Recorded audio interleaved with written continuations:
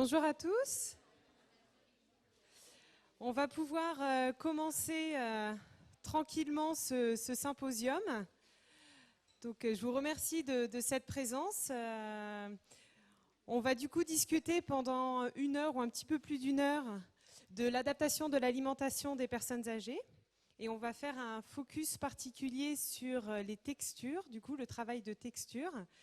Et du coup, vous aurez l'occasion d'avoir une démonstration et également des dégustations pendant ce symposium.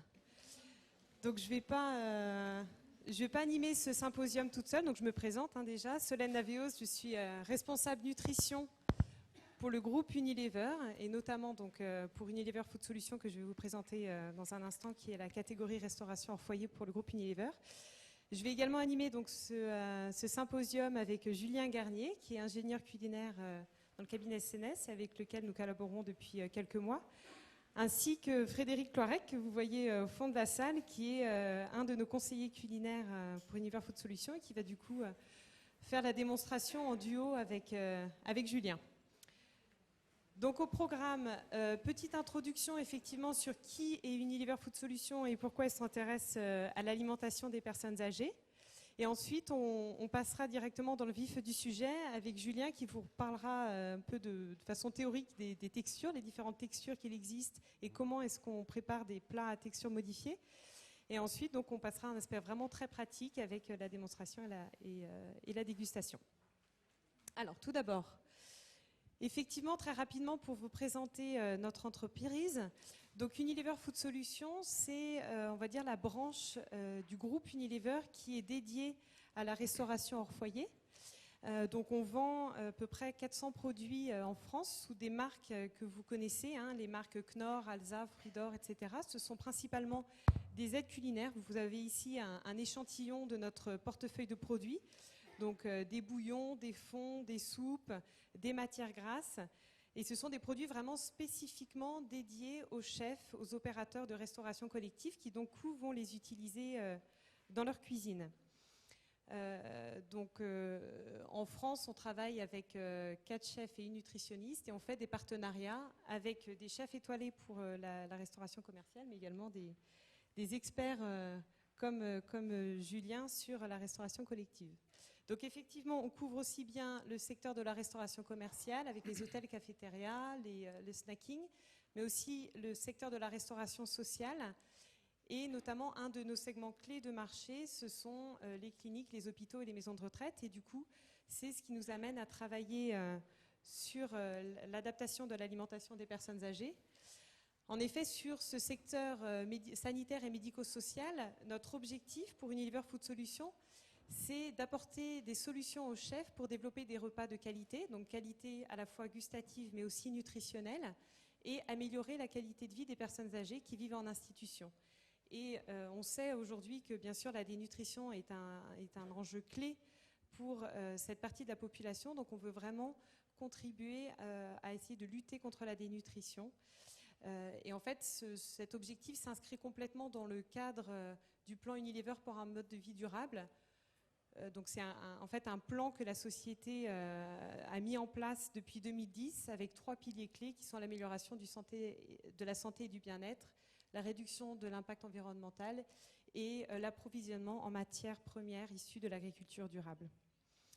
Alors plus concrètement, comment est-ce que notre entreprise souhaite contribuer et lutter contre la dénutrition des personnes âgées ? Bien sûr, nous voulons le faire d'abord au travers de notre portefeuille de produits. Alors ce ne sont pas des produits a priori qui sont spécifiques pour la population des personnes âgées, mais ce sont des produits quand même qui peuvent répondre aux certains besoins de cette population. Donc notamment, nous avons toute une catégorie d'aides culinaires, des assaisonnements de légumes, des fonds, des bouillons, dont on va dire l'objectif principal est vraiment de renforcer le goût des plats et en fait qui vont vraiment permettre de pallier au vieillissement sensoriel des personnes âgées. Donc on met vraiment ces produits en face de ce besoin de renforcer le goût des plats. Et ensuite, ce que vous allez voir aujourd'hui, on a également des produits qui sont intéressants à travailler au niveau des textures. Donc vous allez entendre parler aujourd'hui de notre appareil à terrine soufflé et gratin sous la marque Knorr. Donc c'est un produit à base d'amidon de pommes de terre et d'œufs. Donc déjà c'est un produit qui est intéressant parce qu'il est riche en protéines et qui va permettre de faire des préparations, donc comme son nom l'indique, des terrines soufflées gratins qui sont déjà faciles, on va dire, à manger pour les personnes qui ont des problèmes de mastication. Mais c'est un produit qui permet également de faire des préparations mixées et du manger main assez facilement. Et du coup, c'est cela que nous allons vous montrer aujourd'hui. D'autre part, nous avons toute une gamme de desserts sous la marque Alza, des pots de crème, des entremets, de la panna cotta, qui sont à la base des produits avec des textures lisses, donc faciles à manger. Et vous allez voir tout à l'heure une démonstration sur de la panna cotta en manger main. Et enfin, nous avons également un portefeuille de soupes déshydratées et de thé. Donc on sait que la soupe et le thé sont des produits qui sont plébiscités par les personnes âgées et du coup qui vont permettre de contribuer à leur hydratation. On sait que la sensation de soif diminue chez ces populations et du coup il y a vraiment un besoin, on va dire, qu'elles boivent régulièrement et du coup ce type de produit va vraiment contribuer à leur hydratation. Donc au-delà de notre portefeuille de produits, on veut également aider les opérateurs en maison de retraite sur cette problématique de la dénutrition au travers d'outils que nous mettons à leur disposition. Donc c'est par exemple l'outil Unikit, c'est un classeur qui contient différentes choses, donc des brochures d'informations sur la dénutrition. C'est quoi la dénutrition? Quelles sont les causes? Quelles sont les conséquences? Comment adapter l'alimentation de la personne? On fait des interviews d'experts. Donc Julien avait gentiment fait une interview sur les textures modifiées. Nous avons également toute une série de recettes que nous développons, des recettes bien sûr traditionnelles pour cette population, avec du coup les valeurs nutritionnelles des recettes et le coût. Et nous adaptons ces recettes également, nous faisons une déclinaison en version modifiée, texture modifiée, pour du coup les résidents qui en ont besoin. Dans cet outil, nous proposons également des plans menus. Donc voilà, tous ces outils sont, on va dire, sont source d'inspiration pour les chefs, pour les aider vraiment à proposer une alimentation adaptée et équilibrée. Et nous proposons également des kits d'animation. Donc là, c'était des petits jeux avec des mots fléchés pour essayer de donner un petit peu plus de convivialité dans les établissements. Et enfin, une autre façon pour nous de contribuer à lutter contre la dénutrition, c'est de le faire via nos collaborations. Donc, nous sommes que fournisseurs de produits alimentaires, mais du coup, nous voulons nous entourer, on va dire, d'experts pour nous aider à développer des recettes adaptées. Et donc, c'est dans ce cadre-là que nous collaborons depuis le début de l'année avec le groupe C6 et le cabinet CNES, et donc notamment avec Julien. Donc avec Julien, effectivement, nous travaillons depuis le début de cette année à développer des recettes qui sont vraiment adaptées pour cette population en termes de, on va dire, volume alimentaire, en termes d'apport nutritionnel, de texture. Et bien sûr, il faut mettre tout ça en relation avec le coût. Le coût est quand même très important et la simplicité d'utilisation pour les opérateurs. Et du coup, ce que vous allez voir aujourd'hui dans les démonstrations, c'est un peu le fruit de ce travail. C'est certaines recettes que nous avons développées ensemble et du coup que nous allons mettre à disposition de nos clients, du coup pour les aider toujours sur cette thématique. Donc ça, c'est des collaborations que nous avons en France. Au-delà de ça, Unilever a un centre de recherche aux Pays-Bas. Et ce centre de recherche collabore avec l'université de Gand en Belgique pour réaliser également des recherches sur la dénutrition et quels sont les leviers qui permettent de lutter contre cette dénutrition, notamment des leviers sensoriels. Voilà donc pour cette introduction. Je vais maintenant passer la main à Julien qui va se présenter et du coup rentrer dans le vif du sujet sur les textures. Merci Solène. Bonjour à toutes et à tous. Avant de présenter rapidement CNES, j'aimerais simplement faire une petite aparté sur mon parcours, ce qui permettra de faire la transition ensuite sur notre offre d'expertise que nous proposons et d'expliquer aussi la manière dont nous avons pu travailler en collaboration donc avec la société, enfin avec le groupe Unilever. Donc, je m'appelle Julien Garnier, J'ai un parcours de cuisinier à la base, donc un BEP, Bac Pro suivi d'un BTS. Puis j'ai travaillé 2 ans et demi en restauration gastronomique.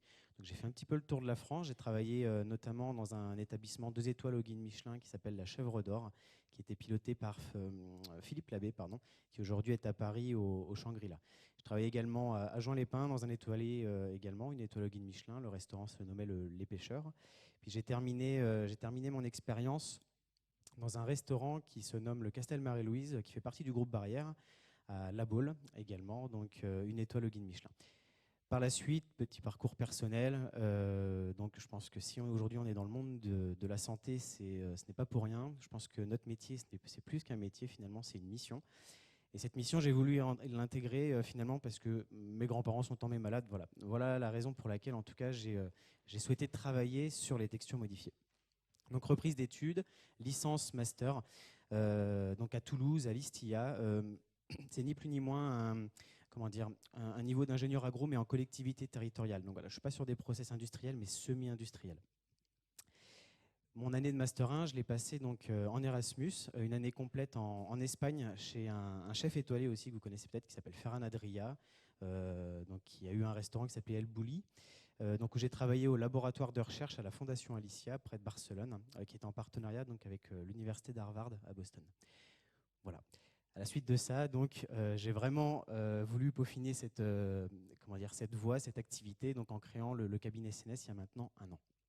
Alors, le cabinet CNES est aujourd'hui intégré dans plusieurs programmes de recherche et développement, dont un qui est national, qui s'appelle Renaissance, qui est piloté par différentes structures, le groupe EC6, notamment l'INRA, Vitagora, le CHU de Dijon également. Et également un second programme sur lequel nous allons prochainement travailler, qui s'appelle New Edge, qui est donc un programme européen piloté par l'Université de Bologne. Alors, CNES, aujourd'hui, c'est 4 activités. La CNES formation, le conseil, les solutions et puis la communication. Communication, on le mettra à part, j'en parlerai très très peu. Mais sur ces 2 premières, la formation et le conseil, donc l'objectif est de pouvoir intégrer les établissements de santé, de les accompagner, en tout cas d'accompagner les professionnels sur une meilleure pratique de texturation et d'enrichissement également. Comme l'a expliqué tout à l'heure Solène, l'idée de pouvoir diminuer au maximum le volume à ingérer pour ces personnes qui ont des troubles de déglutition, parce qu'on sait qu'aujourd'hui, une personne qui mange en texture modifiée mange moins qu'une personne qui consomme en texture normale. Donc on va diviser quasiment par 2 les ingestats sur la journée. Une personne qui mange en texture entière va consommer à peu près 1 kg, 1,2 kg de nourriture. Une personne en texture modifiée, 5 à 600 grammes. Et il faut pouvoir, en fin de journée, être à une valeur équivalente en performance nutritionnelle. Et puis, donc, seconde activité, le conseil, donc aussi bien sur les établissements de santé et l'agroalimentaire. Troisième solution, donc aujourd'hui nous proposons plusieurs gammes d'ingrédients, aussi bien sur la texture. On va en présenter un tout à l'heure qui s'appelle le Crudimin, qui permet de gélifier des produits accrus, donc sans leur monter en température finalement, ce qui nous permet en finalité de pouvoir conserver toutes les vitamines et minéraux des produits. Voilà. Également sur la nutrition, donc en proposant quelques enrichissements et des substituts pour les régimes diabétiques stricts.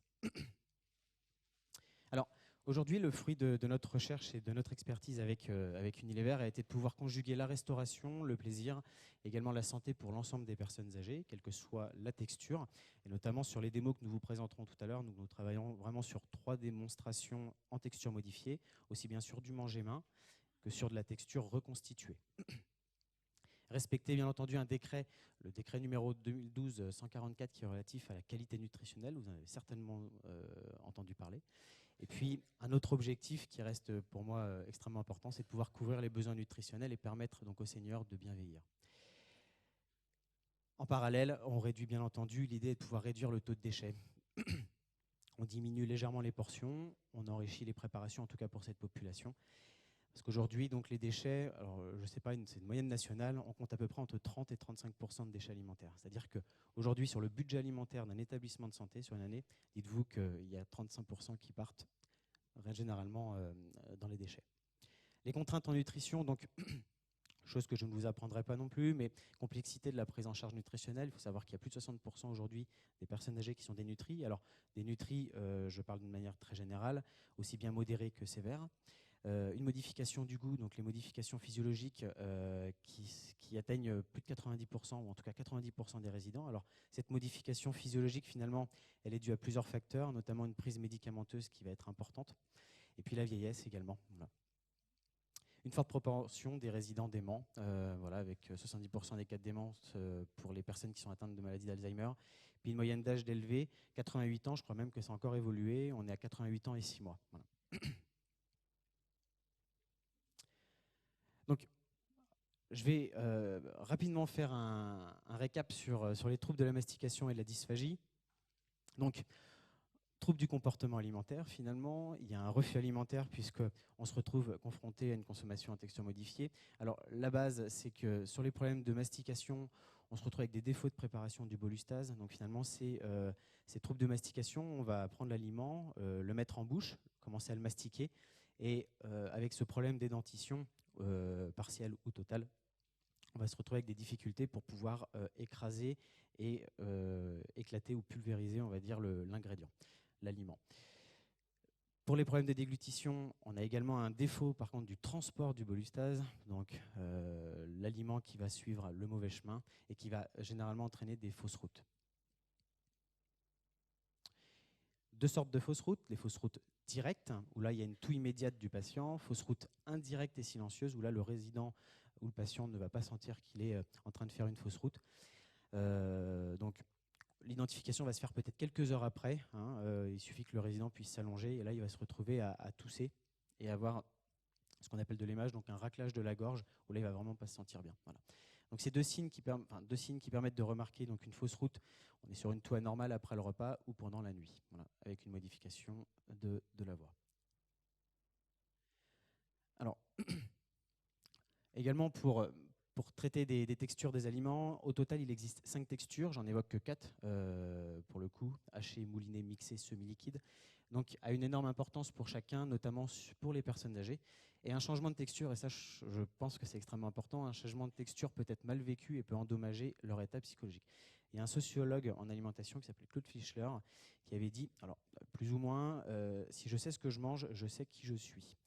Quelqu'un qui mange en texture modifiée, finalement, va se retrouver avec une alimentation complètement déstructurée, mixée. Alors, dans comment dire, un cas de figure pas de type top, le plat protéique va être mélangé avec la garniture, d'accord ? Où là, vraiment, on ne va pas du tout retrouver le produit. Dans le meilleur des cas, on va avoir une mousse de viande et puis également deux garnitures, finalement, la garniture, le féculent et le légume vert, où là, finalement, la viande, on peut retrouver la couleur, mais on ne retrouvera pas la forme. Si le résident qui mange en texture modifiée ne reconnaît pas son alimentation, il ne se reconnaîtra pas non plus en tant qu'homme. Et il n'y a plus de réminiscence, ce qu'on va appeler aussi la Madeleine de Proust. Un résident avait l'habitude à l'époque peut-être de manger un bœuf bourguignon. Si le résident se retrouve avec quelque chose de complètement mixé, finalement, il n'y a plus de plaisir alimentaire. Donc 5 textures. 5 textures, donc la texture hachée où on est sur une granulométrie. La granulométrie, c'est le grain qui va nous permettre d'identifier vraiment une texture. La texture hachée, donc on est sur une granulométrie inférieure à 0,5, mouliné fin 0,3, mouliné, donc c'est plus fin encore 0,2, texture mixée 0,1, et puis ensuite on passe à la dernière texture qui est la texture semi-liquide avec une granulométrie 0. Donc de cette texture semi-liquide va en découler 4 autres. 4 autres, non pas 4 autres textures, mais 4 autres consistances. Alors, je reviendrai sur cette diapo après. Ces 4 consistances sont celles-ci. Soupe, où là vraiment on est sur une consommation à la paille. Texture mousseuse, quelque chose d'un peu plus dense, crémeuse, et puis purée, où là vraiment on est sur un produit qui est légèrement plus solide. Pour revenir à la slide précédente, aujourd'hui nous savons très bien que 5 textures à mettre en place dans un établissement de santé, ça devient une usine à gaz, c'est extrêmement compliqué. Bon, il faut pouvoir travailler en amont, soit sur les cuissons, pour les textures hachées, donc quand je parle de cuisson, je vais parler de cuisson basse température, mais je l'évoquerai tout à l'heure. Et pour la texture mixée, vraiment, donc là, on pulvérise l'aliment avec un matériel qu'on peut trouver comme celui-ci, qui s'appelle le Blixer, alors qui est un matériel assez intéressant puisqu'il est équipé d'une lame micro-dentée, donc on le verra tout à l'heure, hein, micro-dentée, et qui ne va pas, non pas concasser l'aliment, mais vraiment le pulvériser. Voilà. Alors, je vais reparler donc 4 points qu'on va aborder ensemble. Un, les cuissons, et notamment les cuissons basse température qui vont nous permettre par la suite d'obtenir des textures adaptées pour des personnes qui ont des troubles de mastication. Cuisson basse température, donc l'idée est très simple, c'est de cuire un produit à une température inférieure à 100 degrés. Donc généralement, je vous donne un exemple type. Donc, vous dégusterez un saumon mixé. Ce saumon, on l'a cuit à 56 degrés pendant 1 heure. Voilà. On a très peu de pertes dans le produit. Le produit conserve toute sa jutosité. Le produit coagule également légèrement. Et quand on le mixe, finalement, on a vraiment une mousse de poisson. Et de plus, ce produit à chaud va s'écraser facilement à la cuillère. Voilà. D'accord. Donc ça, c'est vraiment le gros avantage. Alors la cuisson basse température, ça peut paraître, on parle des nouvelles techniques de cuisson, c'est le nom qu'on lui donne, alors que c'est des cuissons qui sont extrêmement ancestrales. Vos grands-parents devaient certainement usiter ces techniques. Je donne un exemple très simple. Dans le nord-est de la France, en Lorraine, il existe différents plats dans les plats en terre cuite qui cuisaient le dimanche dans les boulangeries après la cuisson. Ça cuisait pendant 4-5 heures à 80 degrés. Les potés, pareil, où ça cuit sur le feu de bois assez longtemps. Voilà pour les cuissons. Pour la gélification, donc 2 types de gélification plus un épaississement, et ça j'attire vraiment votre attention. L'épaississement n'est pas une gélification, il faut bien différencier les deux. L'épaississement est une technique qui va permettre d'épaissir donc votre préparation. Ça peut paraître bateau, mais certains font parfois l'amalgame. Et la gélification, donc on est sur vraiment un produit qui va pouvoir se prendre en main. Voilà. En tout cas, si la densité est assez importante. Donc une gélification douce, je vous présenterai également quelques ingrédients qui peuvent permettre d'obtenir différentes textures, en tout cas en gélification. Alors, quelque chose d'important, c'est-à-dire qu'aujourd'hui, quand on parle de texture mixée, on a tendance à dire, bah voilà, il n'y a qu'une texture pour tous les aliments. Mais non, parce que finalement, en gélifiant certaines préparations avec des ingrédients différents, on peut obtenir des consistances plus cassantes, des consistances plus moelleuses, des consistances chamallow. Vous dégusterez tout à l'heure une panna cotta faite en chamallow, très simple, donc on vous fera la démonstration, où là vraiment on est sur quelque chose de très mousseux en bouche et qui est très agréable. Donc voilà pour la gélification douce. La gélification dure, donc je l'ai abordé tout à l'heure, on est sur une texture plus cassante, où là on peut utiliser différents ingrédients, dont un que vous connaissez, alors on appelle ça un single product, c'est l'agar-agar, donc qui va permettre d'obtenir des textures très cassantes. On peut également, et je vous le présenterai tout à l'heure, donc le terrine soufflé gratin, Frédéric en parlera aussi, où là, ce produit va nous permettre d'obtenir une texture cassante et qui est assez préhensible en main. Voilà. Et puis, 3e point, donc les épaississements, où là, vraiment, on peut faire la distinction. Donc, l'épaississement à plusieurs niveaux, en utilisant certains produits comme le roux, par exemple, ou d'autres, je vous parlais tout à l'heure de single product, le xanthane également, qui est un épaississant, voilà, et naturel, bien entendu. Alors, pour revenir sur la gélification, donc il existe la gélatine, par exemple, qui va nous permettre d'obtenir des gels assez tendres. La gélification à la gélatine, alors point positif, c'est qu'on est sur un produit qui va se préparer très facilement et qui est très simple d'utilisation. La complexité, c'est que c'est un produit qui va fondre à 37 degrés. Donc, qui dit 37 degrés dit qu'on ne peut pas utiliser ce produit à chaud. Voilà. L'idée pour le manger main, par exemple, c'est de pouvoir utiliser un produit en main qui soit à 50-60 degrés, en tout cas qui soit chaud, mais qui soit consommable sans problème. Avec la gélatine, on peut directement l'annuler. L'agar-agar, produit d'origine végétale, ce qu'on appelle un polysaccharide, qui n'apporte pas de goût ni d'odeur. Donc on est sur un produit assez intéressant, en tout cas pour le manger main, car c'est un produit qui va fondre à 80 degrés Celsius. Voilà. L'ayota, un autre ingrédient, ce qu'on appelle aussi un carrageenan, qui va nous permettre d'obtenir des textures plus mousseuses également, donc assez adaptées pour les entrées et les desserts. Et 3e produit, donc l'appareil à terrine soufflé gratin, qui est donc un produit d'origine animale avec des protéines animales. Du coup, ce produit est assez intéressant parce qu'il a la double composante, gélification ou coagulation, on pourrait parler plutôt, car il y a également du blanc d'œuf, et puis enrichissant. Voilà. Donc on est sur des textures entre le moelleux et le cassant, et un produit qui se tient très bien en main propre. Voilà. Alors, rapidement, et ça sera sur la dernière slide, les produits qui peuvent s'utiliser à chaud comme à froid, donc des gélifiants à chaud comme l'agar par exemple, à froid des gélifiants à froid Sénès, donc le crudimin que je vous présenterai tout à l'heure. On a également le terrine soufflé gratin, et c'est sur ce point que c'est assez intéressant, c'est que le soufflé gratin peut aussi bien s'utiliser à froid comme à chaud. Pour les mousses et liaisons, donc le xanthane, j'en ai parlé tout à l'heure. On peut également utiliser le roux, qui est un produit liant. Et puis au niveau des enrichissants, donc tout un tas de produits enrichissants que vous utilisez, ou en tout cas que vous préconisez dans les établissements dans lesquels vous travaillez, comme les poudres de lait, des poudres protéinées et protéines de pois également pour des produits d'origine végétale. Alors, sur ces préconisations, voilà, l'idée finalement, c'est de pouvoir faire ses propres textures modifiées, d'enrichir les préparations, et ça, c'est vraiment, j'attire votre attention là-dessus.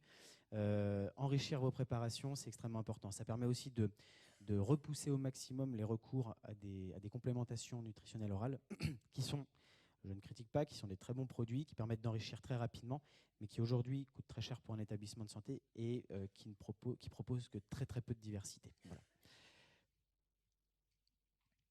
Alors, et à prendre en considération, pour terminer, donc présentation des assiettes et l'aspect visuel. Alors, un exemple, c'est schématisé, mais voilà, bien mettre en avant le poisson ou la viande, donc le produit carné, la sauce à côté et la garniture. Je reviens, dernier point, rehausser les saveurs, goût et odorat. Alors en utilisant des épices, donc on pourra parler tout à l'heure, donc notamment pour la dégustation de carottes avec des mises en place ou des couronnements à base de curry, de gingembre, etc.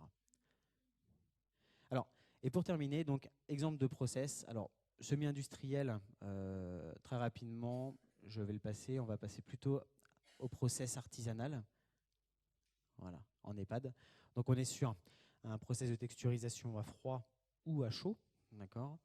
On y ajoute notre agent de texture, donc ou notre aide culinaire. Ensuite, la purée est moulée et gélifiée en barquette. Et après, donc, avec un taillage des denrées à froid, puis ensuite un dressage en assiette avec la sauce sur le pourtour. Voilà. Et on remet ensuite le produit en température. Voilà. Pour terminer, donc, la distribution donc, en chambre. Alors, ce qui est extrêmement intéressant, et je terminerai là-dessus, c'est que cette dame qui mange en texture modifiée mange et consomme en tout cas son mets avec une fourchette et un couteau et non pas avec une cuillère. Voilà. Et ça, c'est extrêmement important, ça permet de désinfantiliser la personne. Voilà. Du coup, Frédéric, on va pouvoir passer aux démonstrations. Donc 3 démonstrations différentes. En tout cas, on passera aux questions tout à l'heure, hein, si vous en avez. 3 démonstrations, la mousse de carotte, une terrine de saumon et épinards. Et puis pour finir, donc la panna cotta, comme je l'ai abordé tout à l'heure. Voilà. Bonjour à toutes et Merci. à tous. Donc moi c'est Frédéric Lorec, je suis un des conseillers culinaires de la société Unilever. Donc je travaille moi sur tous les segments d'activité sur lesquels on est implanté. Donc là avec Julien aujourd'hui, on va vous présenter 3 démonstrations. Donc on a décidé de retracer à peu près 3 instants de la journée les 3 instants de préparation dans un repas. Donc on va vous présenter une carotte râpée sous une texture différente. Un saumon épinard avec une sauce beurre citron, avec aussi une texture différente, avec laquelle aussi on peut le manger main. Et puis une panna cotta. Donc on va partir à partir d'une panna cotta classique, lait crème, qu'on va refroidir. Et après Julien va vous expliquer un petit peu l'astuce qu'il va mettre en place pour aérer cette préparation, la solidifier pour que le patient puisse la manger main, pour qu'on puisse avoir une prise agréable. Donc moi, mon rôle dans la démonstration, c'est présenter et puis argumenter sur les produits de la gamme Unilever, bien sûr. Donc on a un travail conjointement. Voilà, moi je vais plutôt, lui il va plutôt vous présenter sa technique et moi je vais argumenter sur mes produits en vous expliquant ce qu'on peut apporter aussi dans ces textures. D'accord ? Merci Frédéric. Hop. Alors, la mousse de carotte, première technique. Donc, on est sur une recette très simple. Alors, hop, excusez-moi, il faut passer la slide juste... Autant pour moi. Bouton de droite, ouais.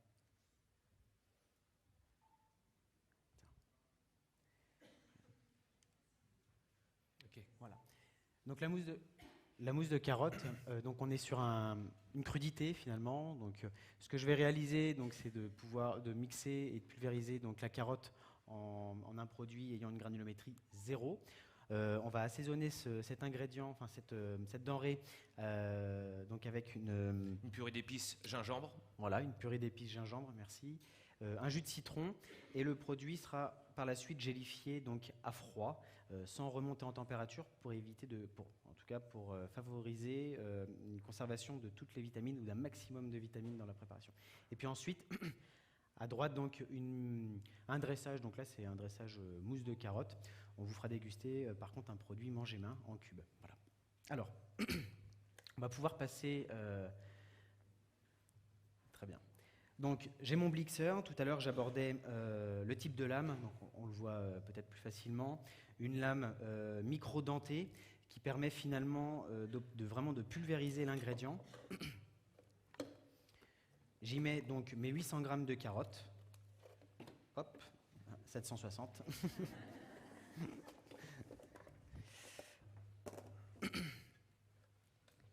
Il faut considérer qu'un produit, pour qu'il soit bien texturé, 1 minute 30 à peu près de texturation.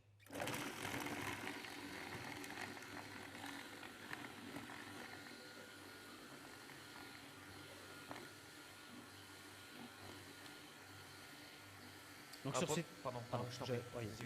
sur ce type de matériel, vraiment le côté intéressant du blixer, c'est qu'on a un moteur qui tourne à 3500 tours minute et qui est équipé d'un bras rotatif, ce qu'on appelle une maryse, qui va venir épouser l'intérieur de la cuve et ramener l'aliment, et là je pense qu'on le voit assez bien, ramener l'aliment au cœur de la cuve. Voilà. Alors, une seule et même technique sera réalisée sur ces 3 recettes, sur ces 3 démonstrations, c'est la technique de l'émulsion. Il existe 2 types d'émulsion, l'émulsion stable et l'émulsion instable. L'émulsion instable, on en fait très souvent en été, c'est la vinaigrette. L'émulsion stable, on en fait aussi très souvent en été, c'est la mayonnaise quand on mange avec des fruits de mer.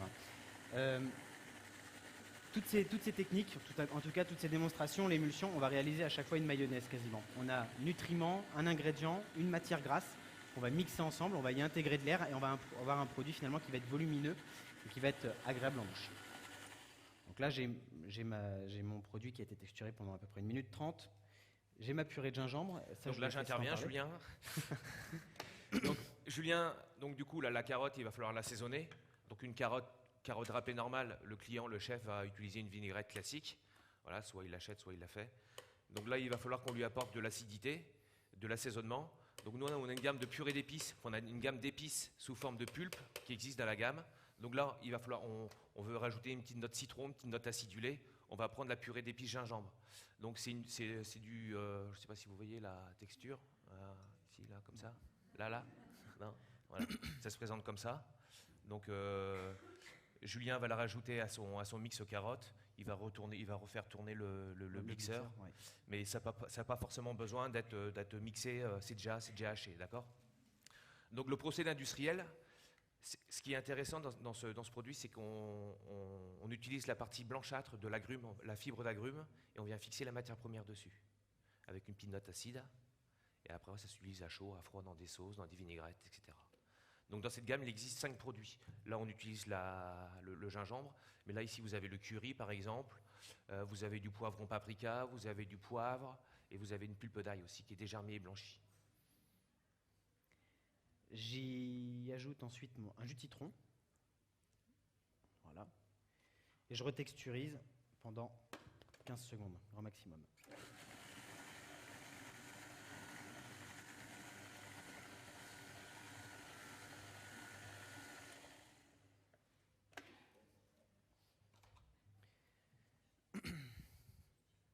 Pour terminer, et j'ai oublié l'ingrédient, je suis désolé. Alors,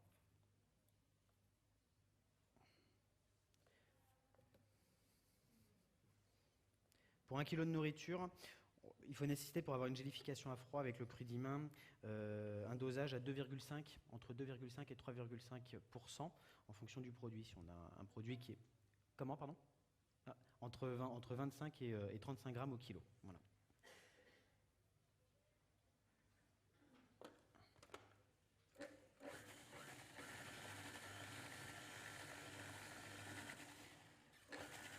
Une fois le produit intégré à la préparation, il va s'hydrater avec le liquide qui compose finalement la carotte. Et on part sur une gélification pendant 3 heures.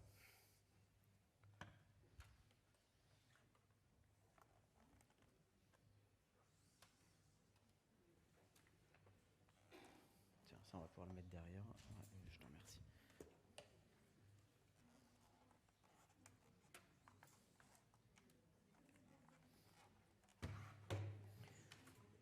On étale la préparation du coup dans notre barquette.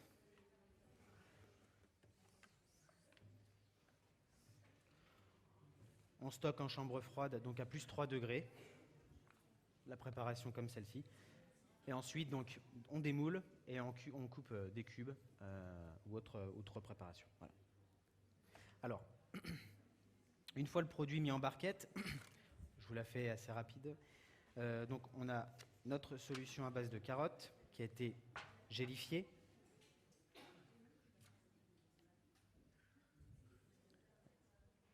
On n'a pas. Et il fallait bien qu'on oublie quelque chose, le couteau. C'est ballot, hein. Ouais, c'est ballot. Voilà. L'idée, c'est de juste simplement de constater qu'on a un produit qui se tient assez bien, qui se coupe également assez proprement. Voilà. Voilà. Donc un produit avec une granulométrie 0. Alors on est sur un produit très très fin et qui se mange sans problème, donc en manger main. Voilà. L'avantage une fois de plus de ce produit, c'est que nous n'avons pas rajouté de sel ni de poivre. Le produit a simplement été assaisonné avec des épices, un peu de jus de citron, donc un produit qui est assez acidulé. Alors, est-ce que ce produit est à votre goût ou pas? Ça, je vous laisserai le juger. On va dire que c'est subjectif, mais pour une personne âgée, n'oublions pas, tout à l'heure, j'ai abordé le principe des modifications physiologiques. Donc, on accentue toujours le goût des produits. Comment, pardon?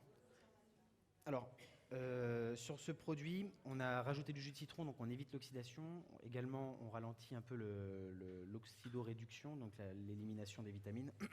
On va être sur 3 jours. Voilà, 3 jours de DLC.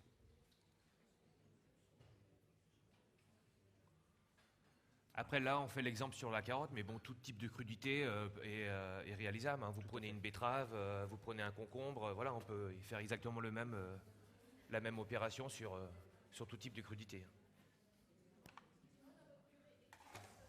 Purée d'épices, gingembre. Non. Non. Est-ce que vous trouvez trop assaisonné? Non, d'accord. Vous sentez bien le gingembre? Ouais. C'est bien. C'était l'objectif un peu de la démonstration, hein. Ouais. Ah bah c'est ce petit côté aussi acidulé qu'on voulait apporter aussi à la carotte, quoi.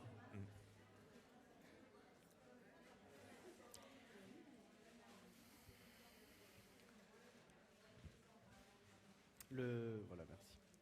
Alors, est-ce qu'on va pouvoir repasser au PowerPoint, s'il vous plaît? Oui, excusez-moi, mesdames. Texture. Alors, très bien, je peux rentrer dans le détail, si vous voulez. Donc, on est sur un produit qui est d'origine naturelle. C'est un prémix, donc c'est une composition de plusieurs ingrédients. Cet ingrédient, donc le crudiment, est composé de 3 produits différents, l'alginate de sodium et du lactate de calcium, voilà. Plus un amidon. Voilà. Donc l'amidon va permettre de densifier un peu la préparation. L'alginate de sodium, c'est une algue finalement, qui va permettre d'épaissir dans un premier temps. Et ce produit, une fois qu'il est épaissi, au contact du calcium, va gélifier. Alors c'est une technique aussi de cuisine moléculaire, c'est la sphérification. Je ne sais pas si vous en avez déjà entendu parler, c'est le caviar de Ferranadria, du coup, où donc on épaissit une préparation à base d'alginate et on le trempe dans une solution d'eau et de calcium pour en obtenir une sphère gélifiée à l'extérieur et liquide à l'intérieur. Donc nous, cette sphérification, je la voulais complète, hein, enfin cette gélification en tout cas. Donc voilà, donc cette synergie d'ingrédients dans cette préparation nous permet d'obtenir une gélification assez cassante. Voilà. J'ai répondu à votre question? Oui. Oui. 35 grammes au kilo. Oui.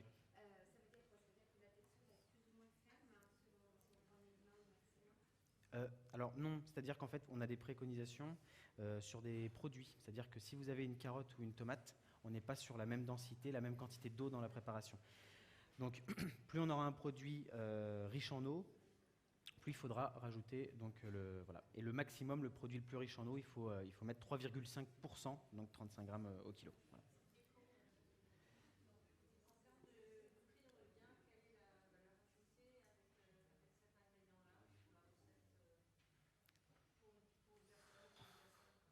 Alors la valeur ajoutée, en termes de coût, vous voulez dire donc on est sur un...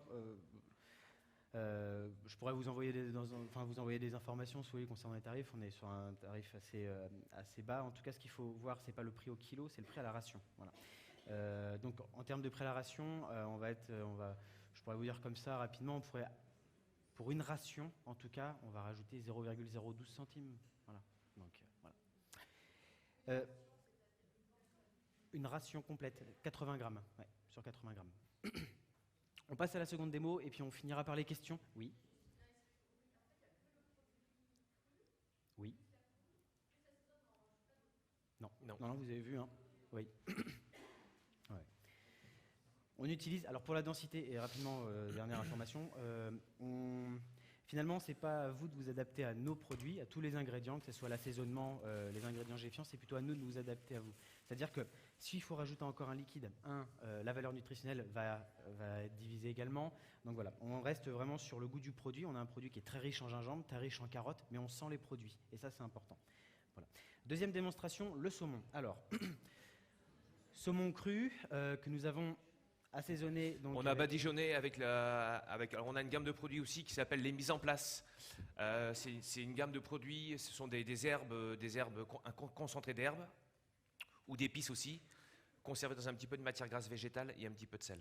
Donc on a utilisé le pesto pour cuire le saumon, parce que Julien va faire une démonstration de saumon. Donc on a badigeonné notre saumon accru comme ça au pinceau avec le pesto, qu'on a cuit pendant 1 heure à 56 degrés. Voilà. Cuisson 56 degrés, donc on est vraiment sur une cuisson très parfaite, enfin vraiment parfaite, pardon.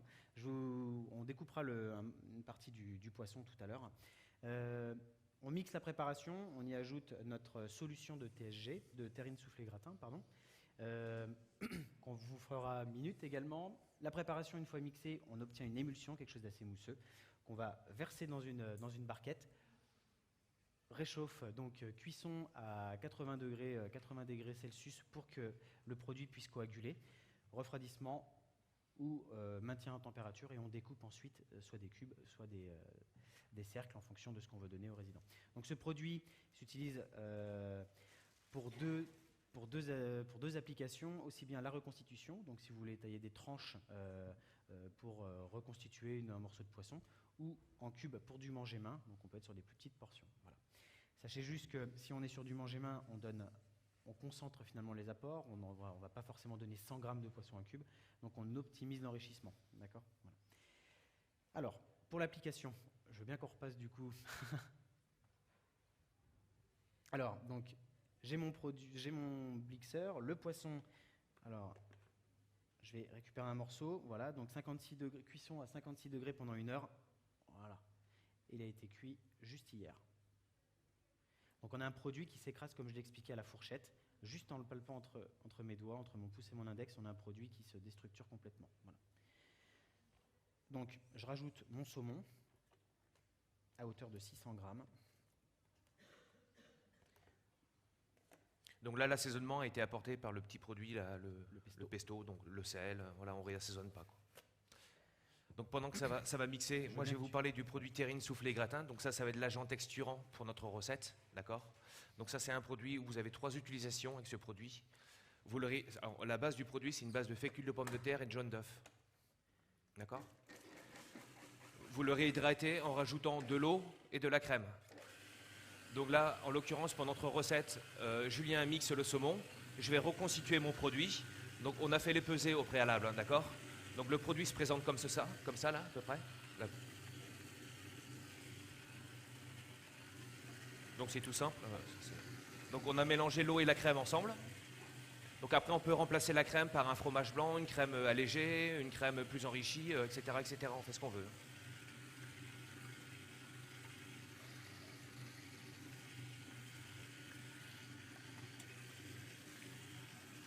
Donc ça se dissipe à froid, ça se dissipe instantanément. Donc là, j'ai reconstitué le produit avec le grammage gratin, d'accord? Et alors, Julien, là, il a fini de mixer son saumon. Au niveau du dosage, on est 2 tiers de protéines et 1 tiers d'appareil à gratin. Dans la préparation qu'on va vous faire déguster tout à l'heure. 2 tiers, 1 tiers. Voilà, alors, on ne voit pas très bien, mais en tout cas, voilà. Donc, on est vraiment sur un produit avec une granulométrie très très fine. On est sur une mousse de poisson, vraiment.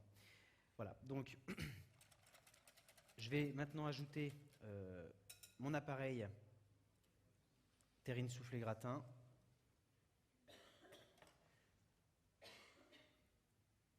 On va éviter de faire la perte.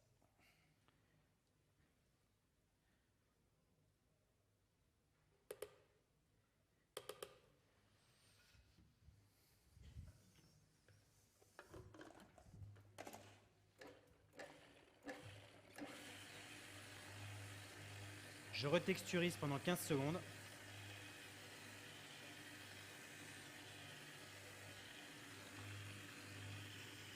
Et on a un produit qui commence à prendre du volume. Voilà. Hop. Tu veux le montrer, non? Oui, on va pouvoir le montrer. Hop.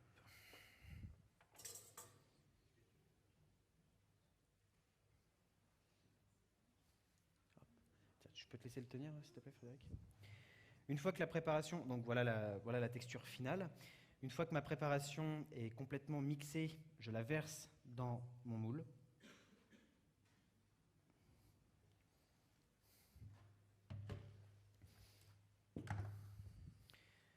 Au four à 80 degrés pendant 40 minutes et on a une coagulation qui se fait.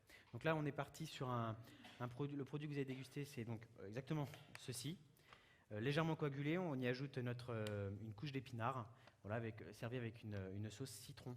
Voilà. C'est une sauce beurre citron de notre gamme. Donc voilà, aujourd'hui dans la gamme, on a des sauces émulsionnées où le mode opératoire, souvent, on rajoute du beurre après cuisson. Donc vous faites chauffer l'eau, vous versez la préparation. Je prends l'exemple de la béarnaise hollandaise beurre blanc. Vous rajoutez la poudre et hors du feu, vous rajoutez du beurre frais. Dans cette préparation, dans cette innovation, c'est la dernière sauce qu'on a sortie chez Knorr. La matière grasse est déjà dans le mix produit. Donc le chef a plus qu'à reconstituer l'eau, la poudre, et il remue. Après, il peut personnaliser sa sauce un peu comme il veut. Tenir ça, s'il vous plaît. Donc c'est la sauce qui accompagne le poisson. Donc l'épinard aussi a été fabriqué de la manière dont Julien vous a expliqué avec terrine soufflée et gratin. À des quantités différentes. Alors, d'où la raison pour laquelle vous avez une texture aussi différente, un produit qui est plus consistant pour le saumon, légèrement moins dense pour les épinards. Voilà.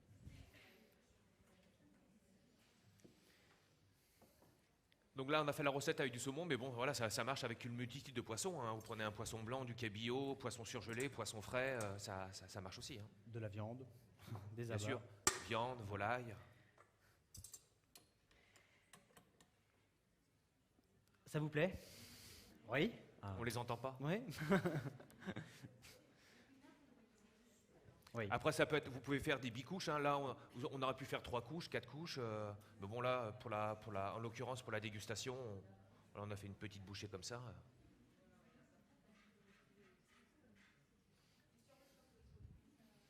Réchauffe. Bah, là, la cuisine est à 150 mètres, mais sinon, oui. Ah oui, bien sûr. Oui, ça tient. Ouais. Ouais. On est sur un produit, alors je ne vais pas rentrer dans la composition exacte, je n'ai pas toutes ces informations, mais un des ingrédients qu'on va retrouver, c'est le blanc d'œuf. Donc le blanc d'œuf, une fois qu'il est coagulé, à partir de 65-70 degrés, on a un produit qui ne va pas se reliquéfier par la suite. Voilà. Donc vous pouvez le remonter en température maintes et maintes fois. Hein. Le produit restera toujours identique. Voilà. On est sur une gélification, on va dire, qui est réversible. Voilà. Il n'y a pas de retour en arrière, pas comme l'agar, par exemple, si vous voulez le faire refondre, ou comme de la feuille de gélatine. Voilà. Troisième démonstration, pour qu'on reste dans le timing. Donc,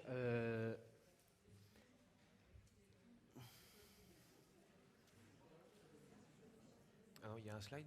Oui.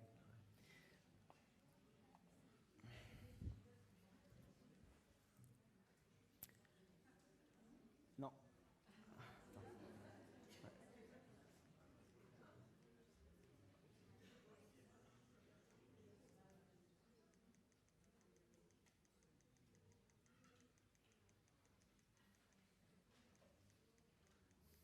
Tiens, vas-y, comment tu veux, j'ai appuyé. Ouais, en fait, j'en ai besoin. Hein?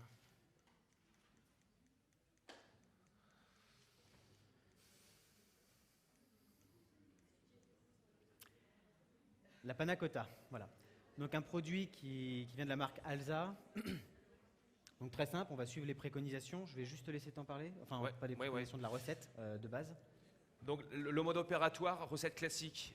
Donc c'est un produit déshydraté. Vous chauffez votre lait. Une fois que c'est porté à ébullition, vous versez la préparation avec le dosage qu'on préconise. Vous reportez à ébullition et hors du feu, vous rajoutez la crème liquide. Et là, vous arrêtez la cuisson avec de la crème liquide en la rajoutant froide. D'accord? À partir de ce moment-là, votre appareil est prêt. Vous le passez au froid. Il va se gélifier, il va coaguler. D'accord? Donc là, rien d'extraordinaire. Donc ça donne un peu ça, ça donne ça en termes de résultats. D'accord? Donc c'est un dessert qui est vanillé, pour ceux qui ne connaissent pas, la panna cotta. D'accord? Donc il faut savoir qu'il existe un plat qu'on aime tous, en tout cas un plat sucré, c'est la guimauve ou le chamallow. C'est assez sympa à manger, c'est bien, c'est agréable, ça se prend dans les doigts, ça n'accroche pas. La protéine, enfin en tout cas, pardon, la recette de dessert, pour obtenir cette gélification, ils ont utilisé de la gélatine. Donc la gélatine, c'est de la protéine. La protéine, quand on la fouette, quand on la bat, quand on la foisonne, elle commence à gonfler. Et c'est la base principale du chamallow. Donc ce qu'on a fait, c'est que nous avons lancé notre première préparation à base de panna cotta. Et on y ajoute, donc on va ajouter le blanc d'œuf après. On va d'abord fouetter. Donc on va pouvoir repasser sur la vidéo.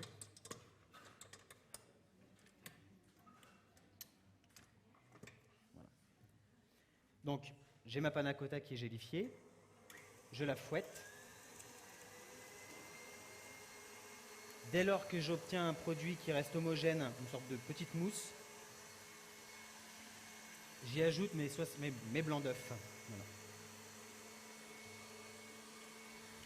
Progressivement.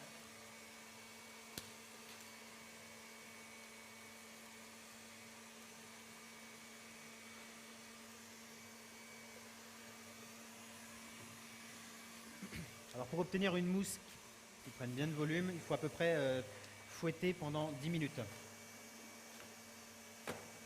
Je vais arrêter là.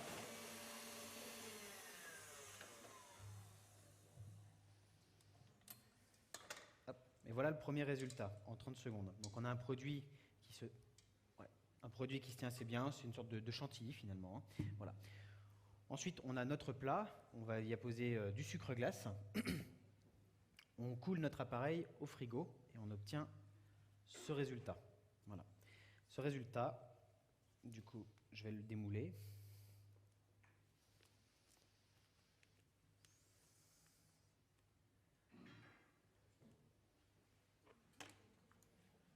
Voilà, je te remercie.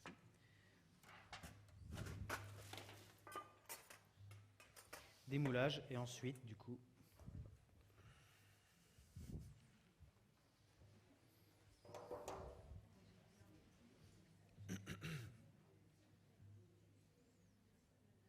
produit que nous allons sucrer. Et ensuite, voilà. Et on obtient donc un chamallow que nous allons vous faire déguster maintenant. Voilà pour ces 3 démonstrations. Je vais vous laisser donc découvrir le chamallow et puis on peut passer ensuite aux questions si vous en avez. Vous me direz ce que vous pensez notamment de la panna cotta, un produit qui est vraiment assez intéressant et sympa.